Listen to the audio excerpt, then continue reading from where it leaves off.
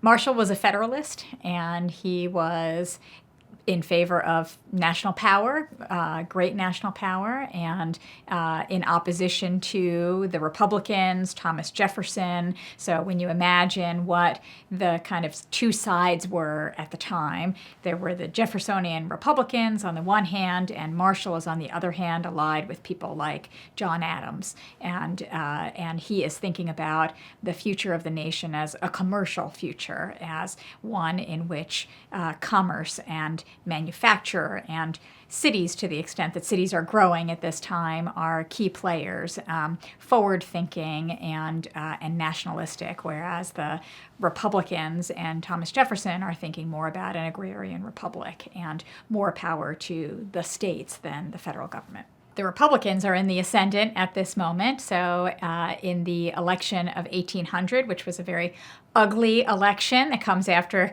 a decade of feuding between the Federalists and the Republicans, the election of 1800, the incumbent, John Adams, loses to Jefferson, and the Federalists are very much on the defensive and out of power. The status of the court when Marshall becomes Chief Justice is very, very low. It was actually hard for Adams to find someone to take the position of Chief Justice. It was not a particularly good job. The justices had to, what it was called, ride circuit. So there were, today, we have 3 levels of courts in the federal system. There are district courts, which are the trial courts. Then there are intermediate appellate courts in what are called the circuits, big swaths of geography. New York, Connecticut, Vermont is one circuit. So you can think about these big areas that have circuit court judges, and then obviously the Supreme Court. But at the time, when Marshall became Chief Justice, there were no intermediate courts of appeal, and the Supreme Court justices would ride these large swaths of territory in the United States, representing the federal government and the federal judiciary, hearing appeals cases that could then, after that, go up to the court. And riding circuit may sound romantic, but it was not at all romantic. It was not appealing. It was not pleasant. It was hard driving in carriages on bad roads, staying often at boarding houses that were not particularly comfortable. And it was just an immense amount of travel when travel was very hard to do. So it was not thought that this was a desirable job, partly because of the conditions of work that I was just talking about. And partly, it was not thought to be a particularly important job. The court had not had very many cases prior to Marshall's tenure as Chief Justice, and it was thought that this branch of government wasn't going to play a particularly important role. So when Marshall became Chief Justice, I would say the court was in the doldrums. It was not important, it was not a good job, and Marshall took the job anyway. There was one overriding theme to Marshall's Chief Justiceship, which was the ascent of the national government, and I guess you could say, so there were 2 major themes, but they were intimately related during Marshall's Chief Justiceship. The first one was the ascent of the national government generally, was his using the power of the judiciary to shore up the national government and its powers. Related to that was the ascent of the federal judiciary. So he was both interested in increasing the power of the national government and increasing the power of the national judiciary. His critics would say, and his opponents would say, that he was increasing the power of the national government and the national judiciary at the expense of the states. I don't know that he would agree. One could argue that enhancing the power of the national government and the national judiciary enhanced the power of the union as a whole and thereby the states. But certainly at the time and all the way through American history, there have been debates over federalism and over the relative power of the national government and the states. And he definitely saw the importance of elevating the power of the national government rather than the power of the states. The Articles of Confederation, which preceded the Constitution of the new nation, had been a pact between the states. It was clearly the case that the states were the constituent units of this new government and that they had most of the power. The national government under the Articles of Confederation didn't have all that much power. And when they were ultimately scrapped in favor of the United States Constitution that we know today, the underlying power was seen not to come from the states or as sovereign governments. Rather, the underlying power came from we the people, right? Those are the opening words of the Constitution, not we the people of the undersigned states, but simply we the people. And so there was a sense that the states were no longer the key units, the people were the units, and that they had endowed the national government with the power to govern. And that was very much what Marshall's view was. This was very controversial. I would say the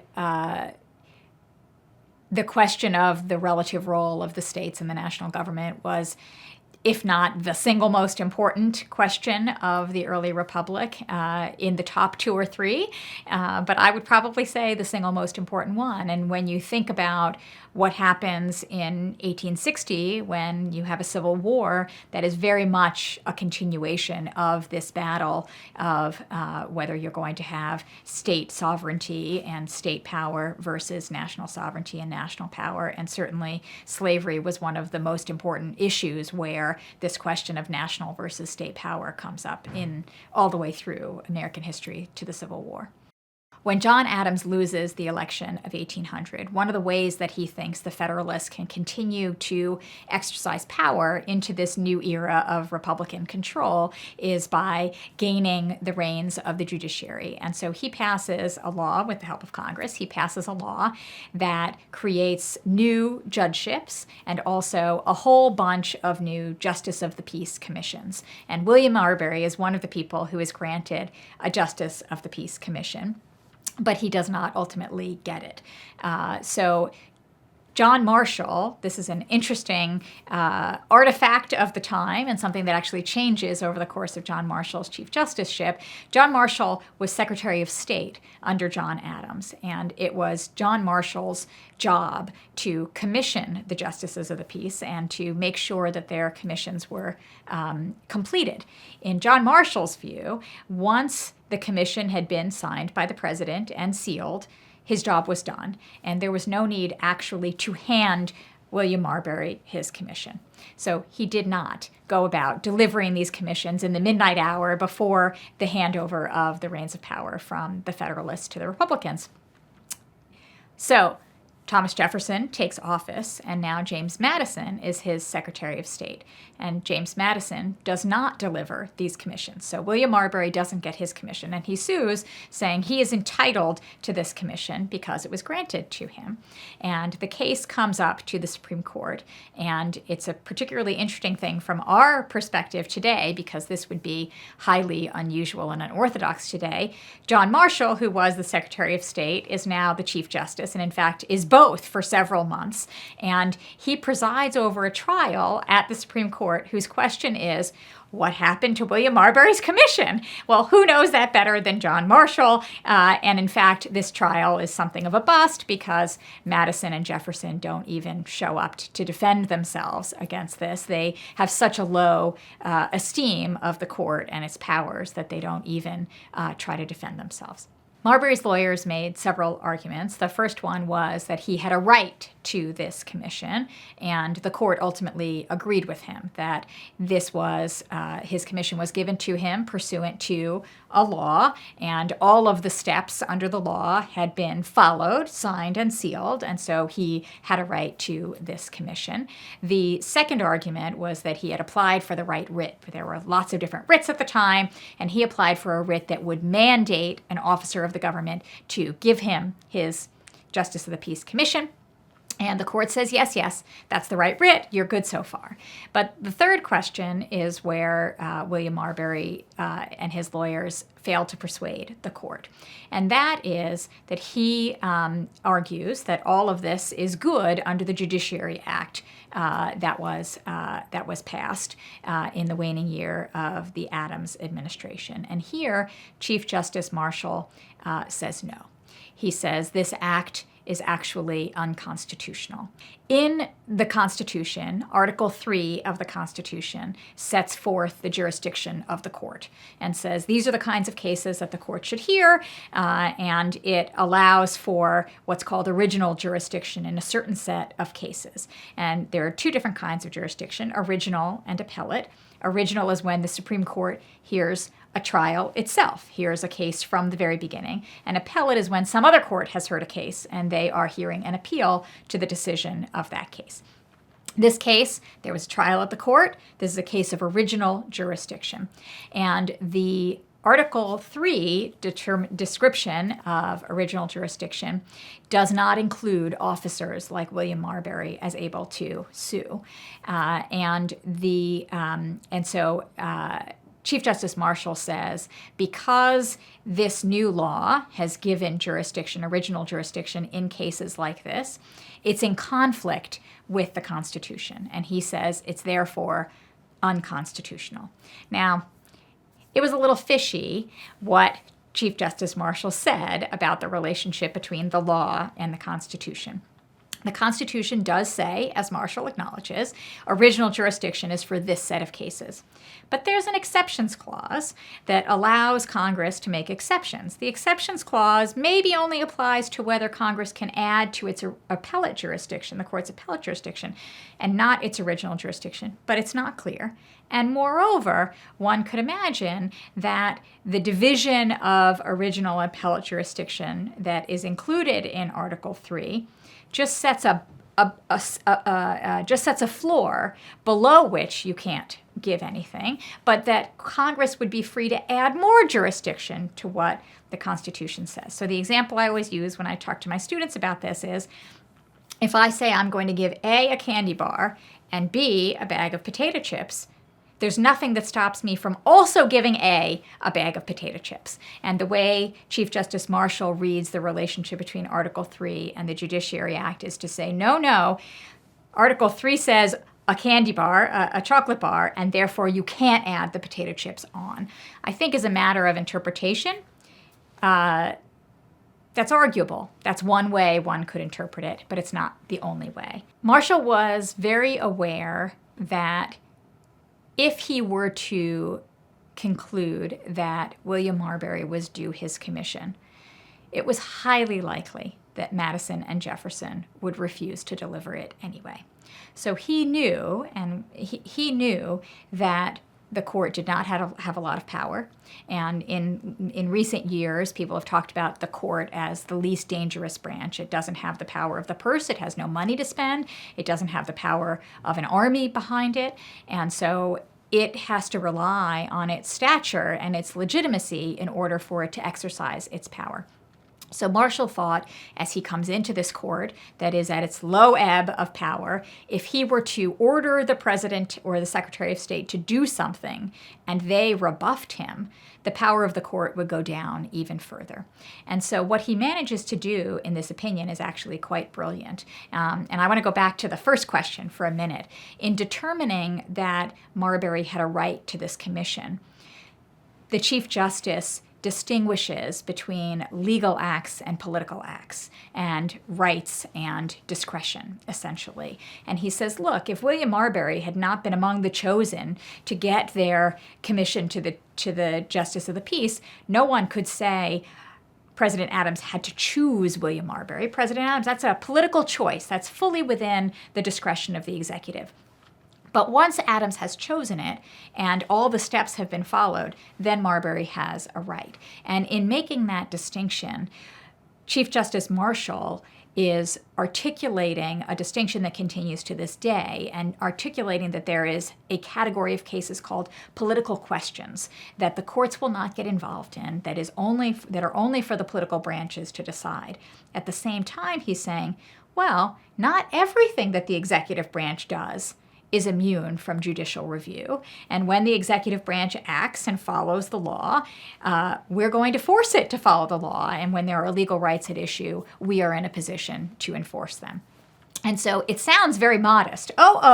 There's this whole category of discretionary political acts that we won't get involved in. And yet the court is aggregating power to itself to tell the executive branch that it has to do the things that by law it's required to do. And of course, it's also arrogating to itself the determination of which things are political questions and which ones aren't, right? So it gets to decide that. But the biggest place where Marbury, I think, is incredibly astute, and this goes back to the question of why William Marbury doesn't get his commission, is Chief Justice Marshall declares this law void. He declares it unconstitutional, and it's a little squirrely as to whether that was the right interpretation of the law, but he declares it unconstitutional. And in doing so, he does two things simultaneously. The first thing he does is he creates, not out of whole cloth, but he creates and announces a principle of judicial review that we today largely take for granted. He says it is the court's job, it is the province of the judiciary to say what the law is. And when there is a law passed by Congress that is in conflict with the Constitution, it is our job to determine that. And that was not taken for granted before this case. It was a possible way to understand the Constitution, but it was not taken for granted. So he creates more power for the court in this case, but he doesn't test it. By saying that this law is unconstitutional and that Marbury is not entitled to his commission, he doesn't give Jefferson and Madison an opportunity to thwart him. There's nothing they can do. He's just announced that this law is unconstitutional. They do nothing about it. He's created more power for the court and given no one an opportunity to diminish the power that the court has. The Bank of the United States was controversial from the very beginning. In the 1790s, when it first comes up, Hamilton raises it, and when it first comes up, Jefferson is quite opposed to it, and there are actually debates about the constitutionality of the bank within George Washington's cabinet. And Hamilton wins this battle, as he wins several of these battles about national power early on, and the first bank is created. It lapses after its charter expires after 10 years, and it is not initially rechartered. The first bank goes by the wayside. During the War of 1812, even some of those who had been opposed to the bank initially started to see the uses of a bank. During the war, there was no bank, and it was fairly difficult to raise money and borrow money and collect taxes, and it became clear that a bank would be fairly useful. And so after the end of the War of 1812, the second bank is chartered, and though within the national government and among both Federalists and Republicans in the national government, there's a lot less controversy than there was for the first bank. There's still quite a lot of controversy among the states. The states don't want there to be a national bank, especially southern states don't want there to be a national bank. They think this is not warranted by the Constitution. They think it is treading on their own powers and on, frankly, how lucrative their own state banks can be at the time. William McCulloch is the cashier of the Bank of the United States in Maryland. He is sued by the state of Maryland for taxes that Maryland wants him to pay to them. So one of the strategies that the states who were angry at the existence of the Second Bank of the United States and did not want to see it flourish, one of the strategies they used was to impose taxes, state taxes, on the bank in the states where the bank existed. So McCulloch is the cashier of the bank, and it is up to him to pay these taxes. He does not pay the taxes, and the state of Maryland sues him to get the taxes. This comes before the court, and there are two main questions in the case. The first question is whether the federal government has the power to create a bank at all. And the second question is, assuming that power, does Maryland have the power to tax the bank? And the court answers both questions in favor of the national government. As to the first question, the court answers yes, there is power. So this settles, as a matter of judicial review, the question that had been debated among the federal officials since the 1790s. It determines that there is power, and in terms of whether the state governments can tax the court, it determines that they do not have the power. So in both instances, it holds on the side of the national government. There are circumstances under which a state can tax a Bank of the United States within its borders, and Marshall alludes to those. If it were to tax the bank on the same terms as it taxes the state banks or other property holders, it could do that. But in this instance, it had gone out of its way to levy a tax that only applied to the Bank of the United States. And the problem there is a representation problem. And if you think back to what you learned in, fifth grade social studies or fifth grade civics, one of the things that most people know is no taxation without representation, right? The idea that those, the people who should be paying for your government are the people who have a voice in your government.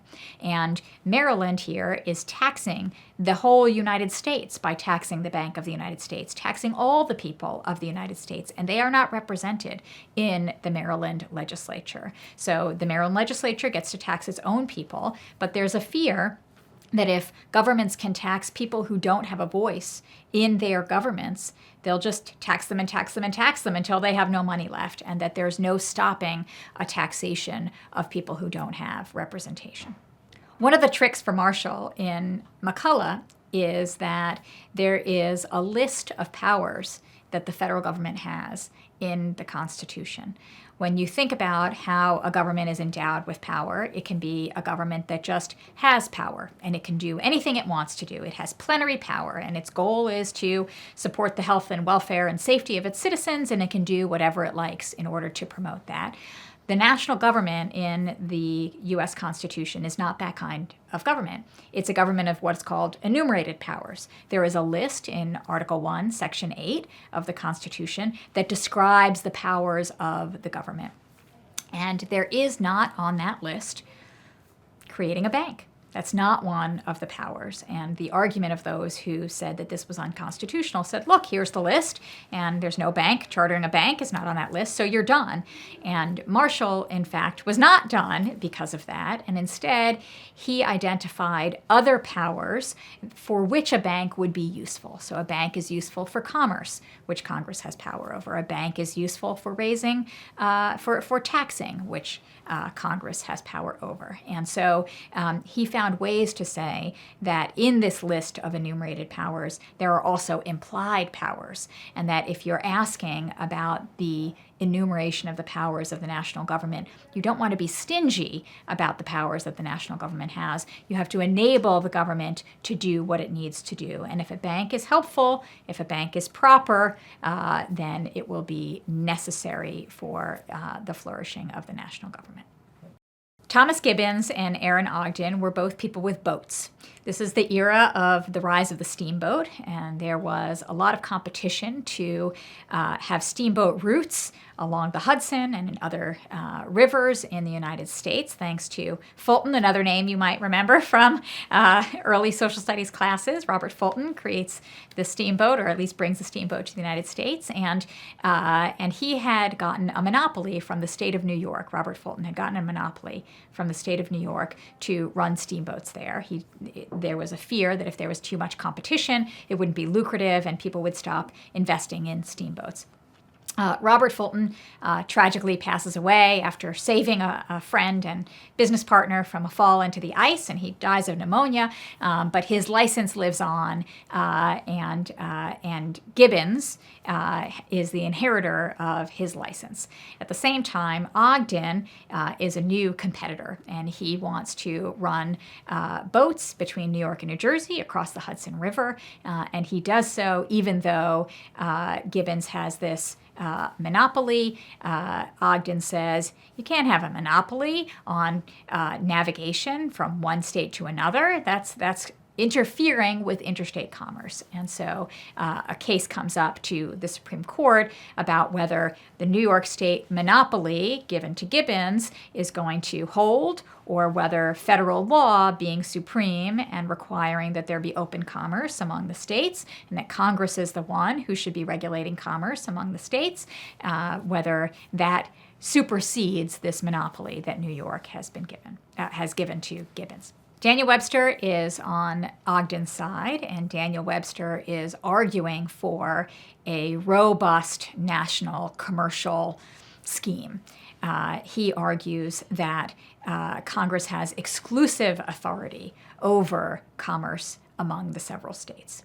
Marshall doesn't entirely vindicate Daniel Webster. He comes closer to Webster than the other side. But if you imagine there are two poles of where Marshall could come down, one is Webster's argument that Congress has exclusive power, and the other would be New York's argument that the states are free to regulate commerce, and if it happens to go across their borders, that's fine. What Marshall comes up with is something in the middle, though I would say closer to Webster, which is Congress's power is not exclusive, but where there's a conflict between Congress and a state, Congress wins. So he still leaves room for states to regulate not only within their borders, but things that would affect the border. And he's thinking about quarantines and things like that.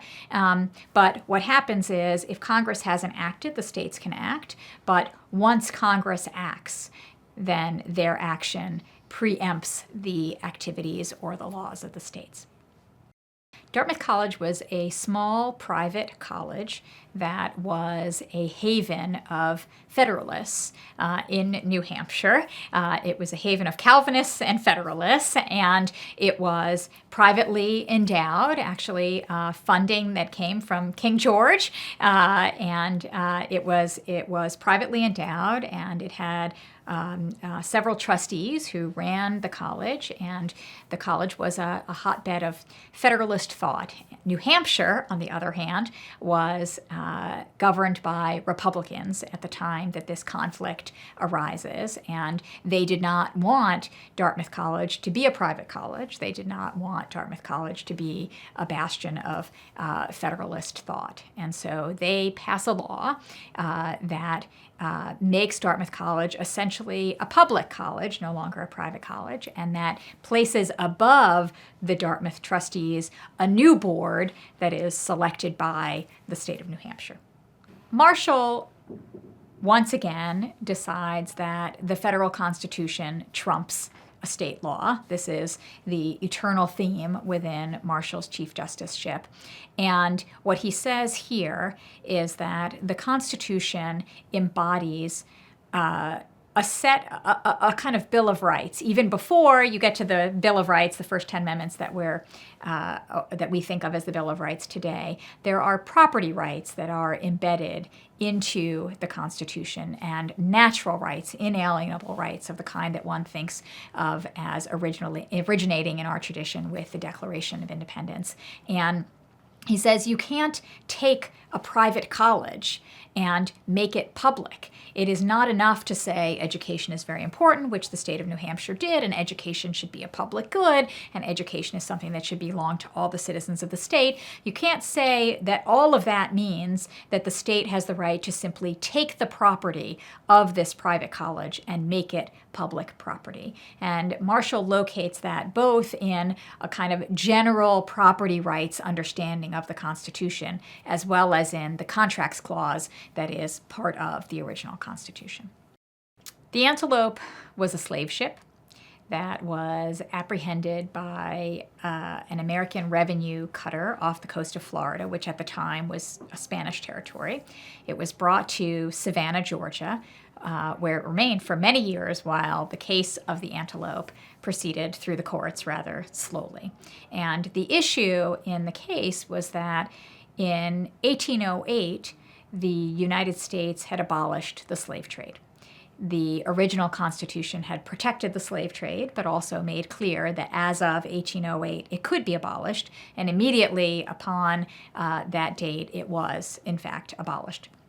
After 1808, there was still quite a lot of slave trading going on, and many Americans were still involved in that slave trading, and as a result, in 1819, the Congress passed a new law in addition to the other law that had already been passed that heightened penalties, that provided funds for the enforcement of the prohibition on the slave trade. And the Antelope comes shortly after that and is the provenance of the Antelope is under a lot of dispute.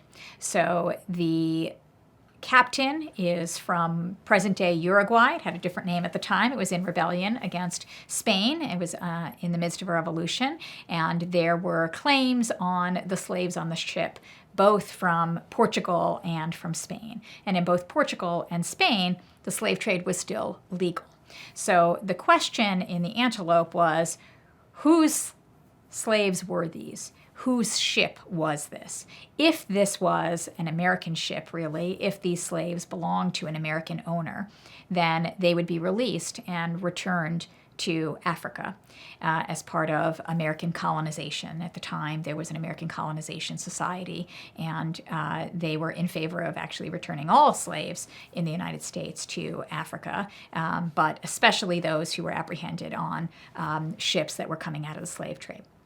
If, however, these slaves belonged to Portugal or Spain, Portugal and Spain were legally engaged in the slave trade, and they would presumptively be entitled to the return of these slaves to their owners or to their government if the owners couldn't be identified.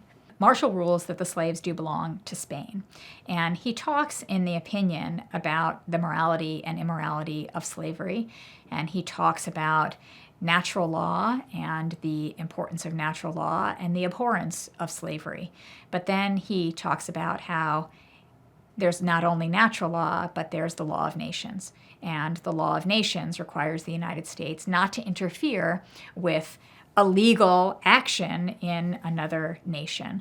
And the United States wouldn't want someone to interfere and meddle with what we have in the United States and tell us that we shouldn't do what we do. And one of the places where I think that argument hits close to home is with slavery itself, right? So by this point, there were other nations that had abolished slavery, and we had not. So we certainly didn't want other nations to tell us what to do when it came to slavery. And Marshall says we shouldn't tell other nations what to do when it comes to the slave trade. But once again, Marshall is trying to have it both ways. Maybe that's not a fair way to put it. Marshall is very clever in the way he goes about this decision. So he does uphold Spain's right to engage in the slave trade. He does say that some of the people who are on this ship will remain enslaved, but he finds that there are claims by both Portugal and Spain. He finds that the Portuguese don't have a real claim, and he doesn't allow them to have any of the slaves.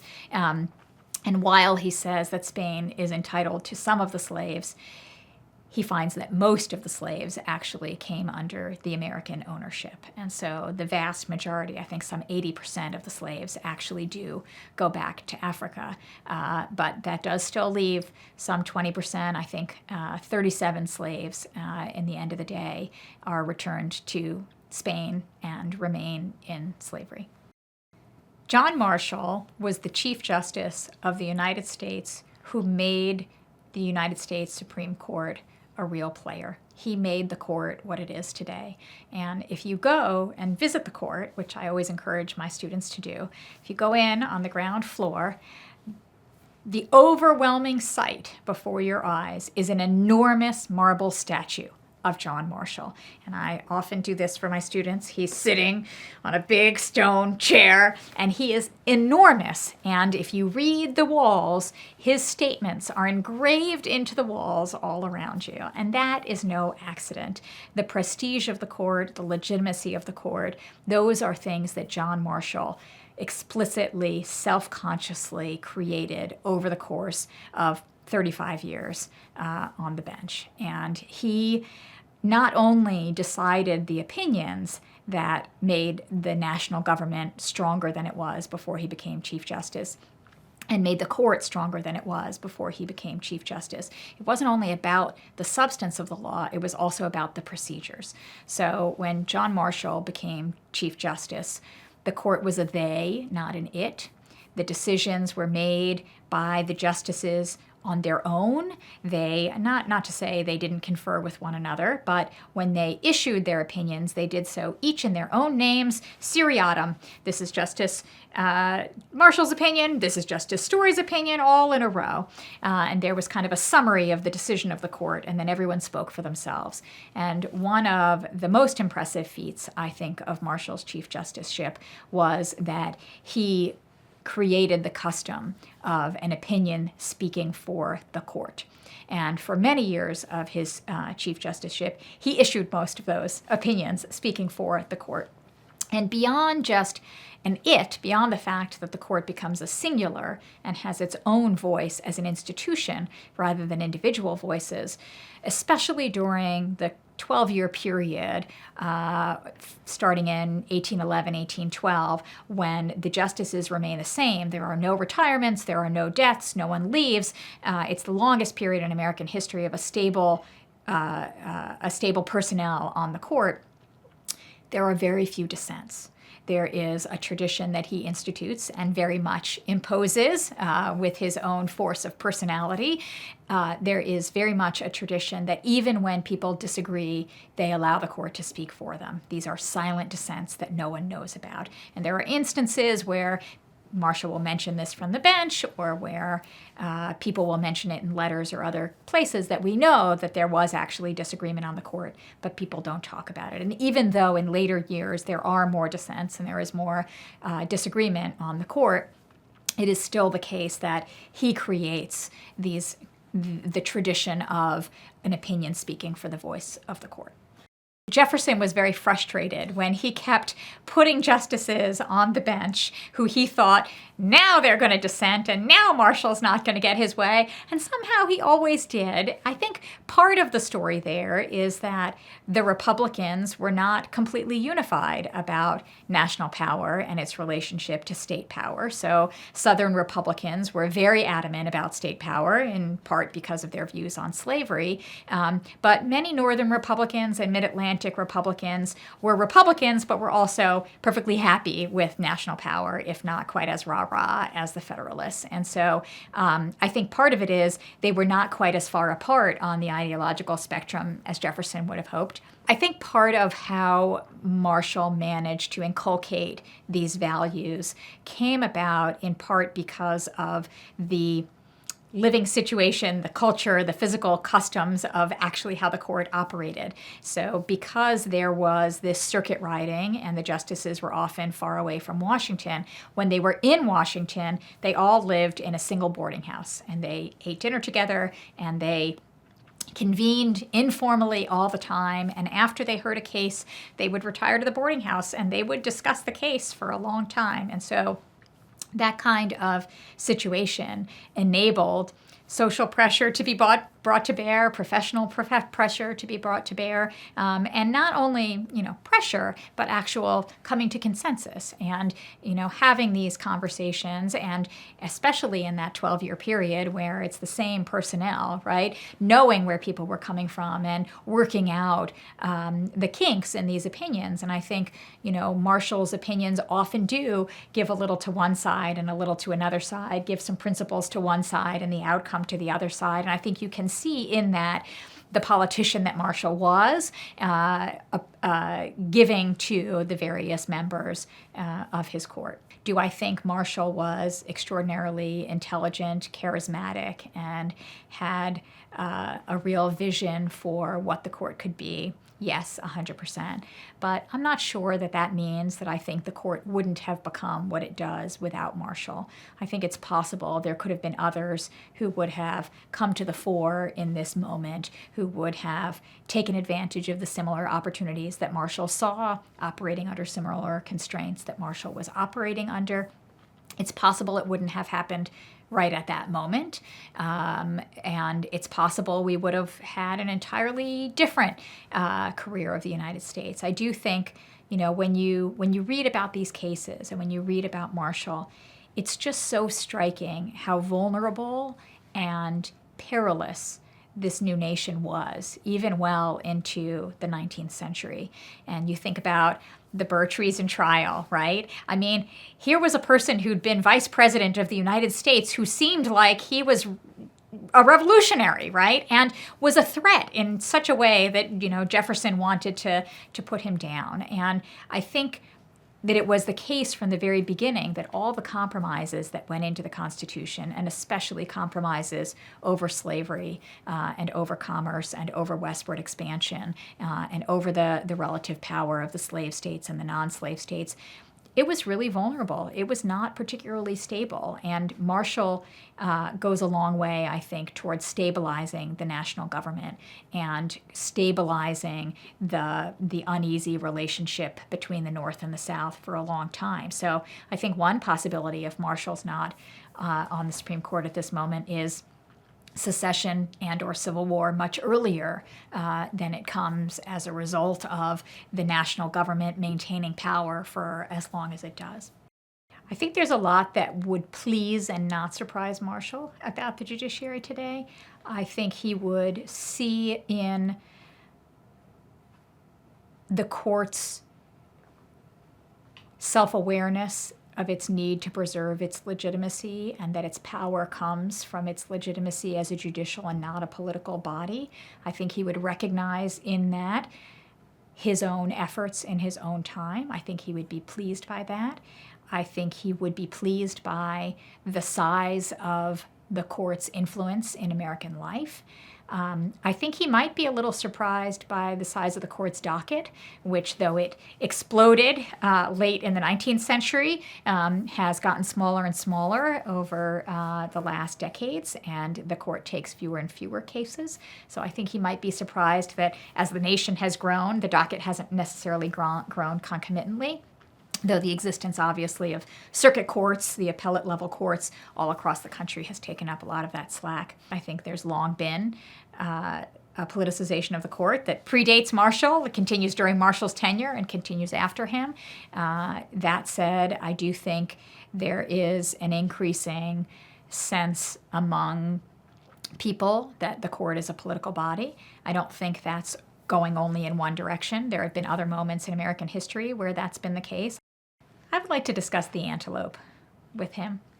Marshall was a slave owner, and yet he was also a founding member of the American Colonization Society. I say and yet. I'm not sure those two things are entirely in conflict, though somewhat in conflict. And he waxes eloquent about the immorality of slavery in that case, and yet he still upholds the slave trade under the law of nations. And, you know, we talk a lot about Thomas Jefferson and his ambivalence over slavery, and I'm the dean of the University of Virginia School of Law, one of the original departments of the University of Virginia that Thomas Jefferson created, and I feel like I have a fairly good understanding of how he understood that dilemma and of where his foibles were and of where he fell short and of how he thought ambivalently about the Declaration of Independence, which he wrote, and owning other human beings, which he did, and fathering them, you know, with Sally Hemings. And I don't feel like I have as good a handle on Marshall's understanding of his role as a slave owner and his relationship as one of the people who creates a national government that ultimately has the power to end slavery through war, right? Never manages to do it through law, only does it through war. I think the antelope is one step on the way toward the federal government's inability to do this through law. And I wonder what Marshall thought about the Civil War as it came and thought about his different roles in relationship to slavery. When I teach constitutional law, the very first case we do is Marbury versus Madison. And after we talk about the case, we then spend an entire class period talking about the concept of judicial review and the problems with judicial review, the arguments for and against judicial review. So Marbury versus Madison establishes the idea that the court is within its rights to interpret the Constitution and strike down laws that are in conflict with it. Over time, that power grows, and it's not only is within its right to do so, but the court declares that it's the authoritative interpreter of the Constitution. And that's what we call judicial review, and that's challenging for a republic. It's challenging for a democracy. The idea that there are now 9, in Marshall's time fewer, unelected judges who have life tenure, who get to say that laws that are passed through majoritarian political processes should not stand, is a challenge to our self-conception as a republic and a democracy. And that is what legal scholars like to call the counter-majoritarian difficulty. If we think of ourselves as a majoritarian government, Majorities rule.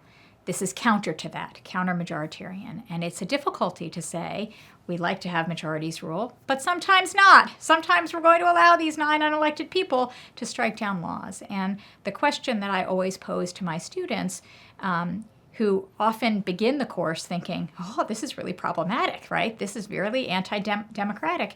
The question I always pose is, when the law gets passed that oppresses a minority, when a law gets passed that takes away rights that you hold dear, are you satisfied with political responses? Are you satisfied with the response that you can go elect other people? You can vote the people who made those laws. You can vote them out of office. If they behave in corrupt and illegal ways, you can impeach them. Are you satisfied with those as remedies? Or is it that you think the counter-majoritarian nature of the court is sometimes good, right? It's sometimes a virtue that the court is not buffeted by politics and is insulated from politics. That's why they're there for their lifetimes. Or do you think that the court has a better understanding of the Constitution and that majorities sometimes do violate the Constitution? And why do you have a Constitution unless it's there to be enforced and someone has to enforce it? So I think these are the key questions of constitutional interpretation, the key questions that go to the very heart of what we've now been doing for almost 200 years since John Marshall.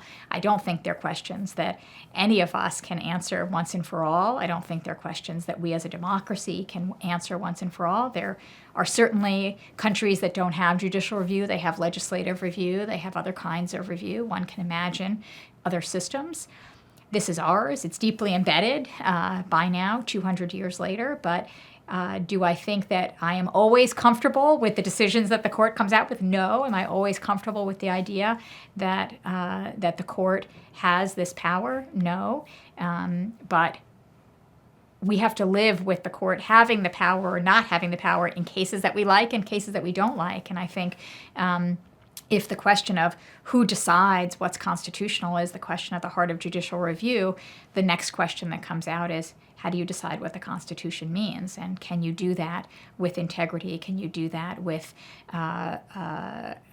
consistency and coherence? And that's the challenge, right? So if you say judges have this power, what is the power? How do you constrain it? How do you make it consonant with the workings of a democracy?